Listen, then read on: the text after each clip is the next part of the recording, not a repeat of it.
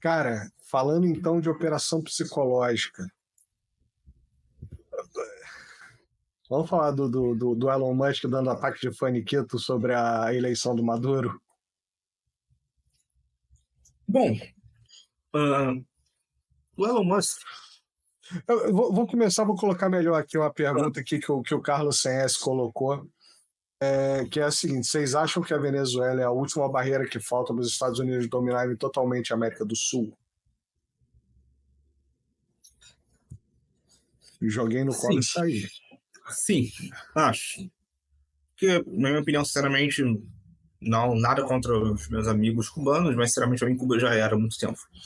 Nicarágua é muito mais forte que Cuba, porém muito menos forte que a Venezuela.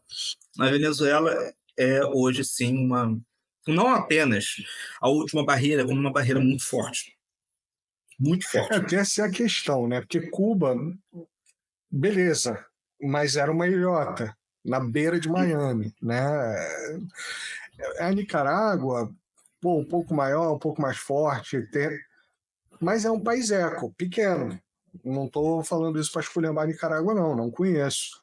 Mas é um país pequeno. Né? A Venezuela é um país forte, com um militar, com um exército forte, né? Uma junta militar forte. Tem uma economia forte, ao contrário das pessoas pensam que a venezuelana é forte. Se não fosse É forte, o país teria só, falido sob é sanções. só o maior poço de petróleo do planeta atualmente, maior reserva de petróleo do planeta atualmente. Eu acho engraçada a refutação disso, né? Que o petróleo venezuelano é ruim.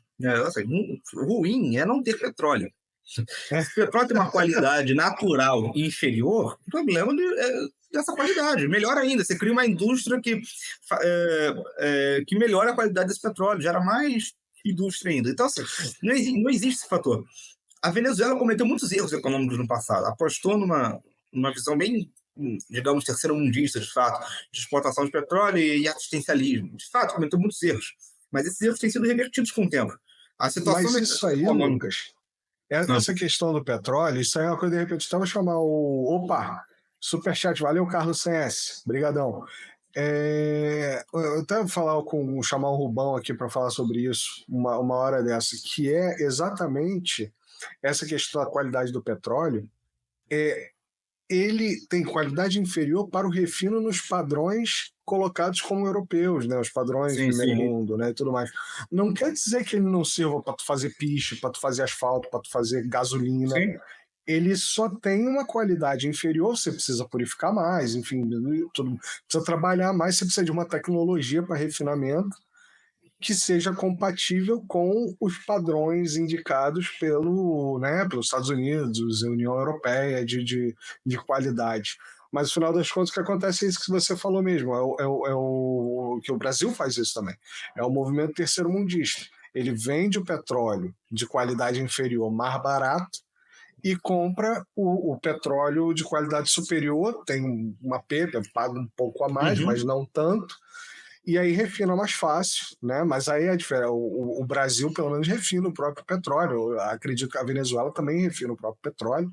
Né? É melhor do que você comprar o petróleo refinado de um terceiro país, né? Que é o que a Europa está fazendo hoje, comprando o diesel refinado, o petróleo refinado da Índia, né? Sim. Alguém até me corrigiu aqui, o João Cagoro, né? Cuba não é América do Sul. De fato, é América do Sul. Desculpa, ele falou A América do gente Sul, entra um pensei América pouco Latina. no. De fato. A gente Eu acaba falei Cuba e entrando um pouco Nicarágua são nisso. América Central. Eu pensei, quando ele falou do Sul, eu entendi na minha cabeça latina. Mas, de fato, a América do Sul, obviamente, só resta a Venezuela. Né? Não que só resta a Venezuela em si, né? Existe também um país extremamente relevante nesse fator, que é a Bolívia. Porém, como eu falo, é o país mais forte nisso. A Bolívia é muito mais geoestratégica do que a Venezuela. Muita gente ignora a importância da Bolívia, mas a Bolívia a, é o heartland da América do Sul. Quem domina a Bolívia domina toda a América do Sul. Toda. Toda, toda, toda. Né? Os golpes do Elon Musk não são por lixo, são por controle territorial político da Bolívia. Muita gente acha que o Musk, né, quando falou lá, nós podemos dar golpe em quem a gente quiser, etc., era uma coisa ali, o Musk queria dar um golpe para comprar a Bolívia inteira para fazer lítio, para explorar lítio para nave espacial, etc.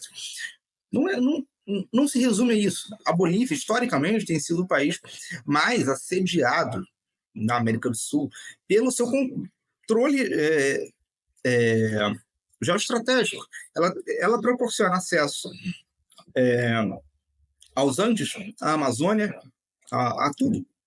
Todos os principais biomas. Ela tem acesso em todas as direções interessantes da América do Sul. E tinha Menos muito ao mais. mar, né? Perdeu.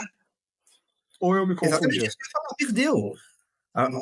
Uma das guerras mais relevantes da história da América do Sul foi a Guerra do Pacífico, em que o Chile atacou a Bolívia e o Peru e tomou territórios, né, que davam o acesso boliviano ao mar. A Bolívia tinha mar.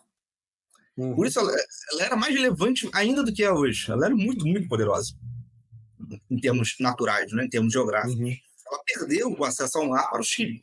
O norte do Chile ali era a Bolívia, né, uma parte do Peru. A Guerra do Pacífico foi um momento extremamente decisivo na história política e geopolítica da América do Sul, né? Então, assim, a Bolívia é muito relevante.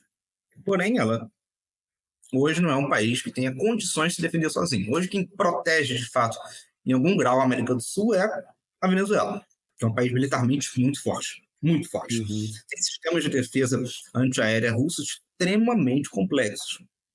Extremamente complexos. Se tivesse uma situação de conflito na América do Sul, opondo Brasil e Venezuela, sem querer desacreditar as forças brasileiras, mas eu não apostaria na vitória brasileira. Não apostaria. Enfim,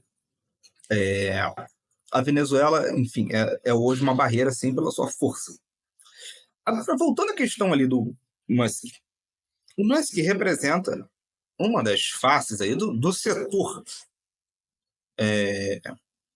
digamos, mais multipolarista, né, da política americana. Só o setor trampista, republicano, etc. Uma parte dos republicanos, não é todo partido, né? É aquele setor que já se conformou que os Estados Unidos não podem ser a polícia do mundo, mas devem ter o seu espaço, deve ter dentro do seu espaço todas as Américas.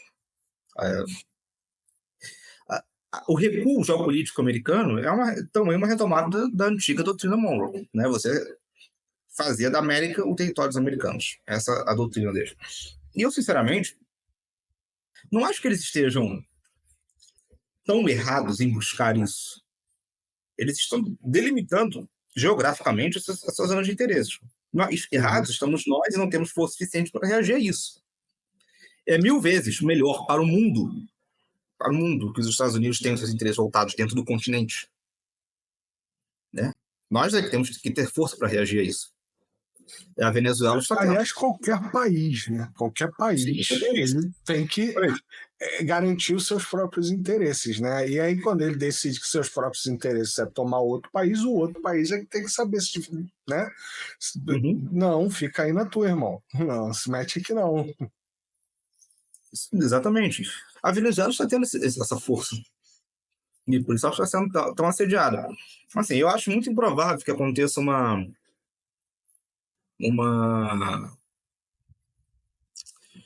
como é que se dá o nome? Mudança de regime na Venezuela, porque as Forças Armadas venezuelanas são muito leais ao governo. Elas são ideologizadas, é uma coisa que o Brasil não faz, uma coisa que muitos países esqueceram de fazer, ideologizar as Forças Armadas. O militar, muito sem formação ideológica... Né? O Brasil ainda rechaça, né? Ainda, exatamente. Porra, sacaneia exatamente. A ideologização é um passo fundamental, é a formação básica de garantia de lealdade de um militar. Como dizia o Thomas Sankara, né, um militar sem formação política ideológica é um assassino em potencial. Ele tem uma arma e só cumpre ordens, independente de quem dá essas ordens. Então, na Venezuela, a revolução nasce dos militares. E depois de chegar ao poder, né, o Chávez se preocupou muito com essa formação ideológica, né, das bases das Forças Armadas. E ainda tem a Guarda Revolucionária. bolivariana, né, que é fora ali do âmbito das Forças Armadas, mas é totalmente ideologizada e tão poderosa quanto. É Então, assim, uma garantia de contragolpe, né? exatamente, exatamente. Se houver ainda uma traição, tem uma força ainda mais leal. Então, assim, o Chaves, apesar de erros na economia que foram cometidos no passado e hoje parcialmente resolvidos, etc., ele fez algo fundamental para a soberania de qualquer país, muito mais importante do que a própria economia, né, que foi trazer os militares para dentro de um projeto político revolucionário. A Venezuela conseguiu, com isso, resistir a todos os assédios que sofreu. Lá em 2019, os Estados Unidos tinham, em tese, as condições perfeitas para fazer uma mudança de regime na Venezuela. Tinha ali, em auxílio ao Trump, o Bolsonaro, né, e agora esqueci qual era o presidente da Colômbia, mas era um presidente totalmente aliado com o Trump e Bolsonaro. Né? Os Estados Unidos não conseguiram provocar nenhuma agitação interna, justamente por causa dessa lealdade, e devido aos laços militares fortes, né, entre Rússia e Venezuela, conseguiu uma força militar extremamente forte, não era interessante fazer nenhum tipo de guerra aberta. Então eles apostaram em cenarismo. Fizeram uma guerra de empresas militares privadas colombianas, invadindo a Venezuela, e foram totalmente neutralizadas, facilmente neutralizadas. A Venezuela conseguiu vencer aquele conflito muito facilmente, ali entre 2019 e 2020. Então, a Venezuela, apesar de todos os problemas que sofreu, conseguiu se manter forte e resistente a todos os assédios, né, do Ocidente. Há uma grande emigração, de fato aconteceu uma grande emigração. Eu sei de muitos dados, né? Quando eu pesquisava isso, eu cheguei a pesquisar até na universidade, na época, né? Que ali em 2020, acho que foi 2020, etc., o número era de 50% de retorno à Venezuela, das pessoas que vinham atravessar a fronteira do Brasil. Com o tempo, obviamente, mais pessoas voltaram, mas assim, isso mostra que os venezuelanos atravessaram e viram uma situação que pior do que estava lá. Pensa você. Exatamente. A Operação Acolhida mandou muita gente para outras áreas economicamente mais estáveis. E aí, tem venezuelano aberto no Rio de Janeiro, São Paulo, eles podem estar vendo um mundo melhor aqui. Mas aqueles que ficaram no norte e no nordeste, uma parte voltou. Né? Eles não enxergaram ali, não viram ali uma situação melhor do que a anterior. Então eles retornaram. Isso já diz muita coisa. Né? Assim, só para. Porque, assim, a gente sempre entra nesse assunto, eu não coloco essa. Friso mais uma vez que eu não coloco isso como uma questão de diminuir nada, não. Mas, de fato, eu sou praticamente quase 20 anos mais velho que você. Em 2000 quando foi? 2004, eu acho, 2004, 2005, eu estava na faculdade de engenharia, no Cefet, e eu fui num encontro do I3E, na Bahia. E tinha uma galera da Venezuela lá. Cara, naquela época, a Venezuela botava, economicamente, a Venezuela colocava o Brasil no chinelinho. Né? Obviamente não em volume, porque o Brasil é um país muito maior, né? Tem uma industrialização, na época era uma industrialização, mas Caracas era um puta de um paraíso, sabe? Era um puta de uma cidade assim super desenvolvida, rica. Os venezuelanos era tudo relógio de ouro, não sei o quê. E a gente era mais ou menos, entendeu? A gente era mais ou menos. Então, eu pontuei isso só porque eu sei que tem muita gente que assim, pelos dados, né, estatísticos do canal, eu sei que a maioria do pessoal é mais ou menos da minha idade, mas às vezes não sabe disso. Né? E o pessoal mais novo, que pode vir a ver o canal aqui, não vai lembrar disso, não vai saber jamais disso. Mas a Venezuela era, porra, top, top, top. Exatamente. Exatamente. Enfim, ela conseguiu resistir a tudo isso graças a essa estrutura. E agora, o que eu vejo ali é um movimento muito, muito retardado, digamos assim, sem muita força. Não por ter fracassado, mas por não ter força nem para começar. Assim, houve a eleição, Maduro venceu, começaram os protestos. Né? Imediatamente, a polícia neutralizou ali os maiores vândalos ali, cenários de arruaça, etc. A propaganda não conseguiu evoluir, não tinha imagem suficiente de violência nas ruas para dizer para o mundo que está acontecendo alguma coisa. Durou 24 horas e acabou. Aí qual foi o próximo passo? Os Estados Unidos já conheceram o outro presidente. Porque não havia mais o que fazer lá dentro. Exatamente. Porque assim, não é que o Maduro não tenha vencido, é que ele tenha literalmente perdido. O candidato venceu. Né? Assim, o mais razoável era reconhecer não haver presidente algum. Você reconhece fraude, né? Mas não, ele reconheceu no segundo colocado. E ficou por isso mesmo. Vai ser a mesma situação diante, vai ser o mesmo status quo. Eu acho que isso foi uma ação envolvendo também atores não estatais. A própria ala do Musk é um indicativo disso. O Musk não está atualmente ligado ao setor que controla o Estado americano. Ele é do setor de oposição. Eles têm interesse direto na Venezuela pelas razões citadas anteriormente, doutrina Monroe, toda aquela questão do geoespaço americano para esse setor. Tentaram promover algum tipo de agitação, mas não tinham apoio direto do aparato do Estado americano. A coisa não conseguiu evoluir. E aí ficou paralisada. A única coisa que resultou disso tudo é que os Estados Unidos já conheceram a oposição como presidente, e o Musk agora criou a página, né, do Twitter com selo de oficial para o presidente opositor.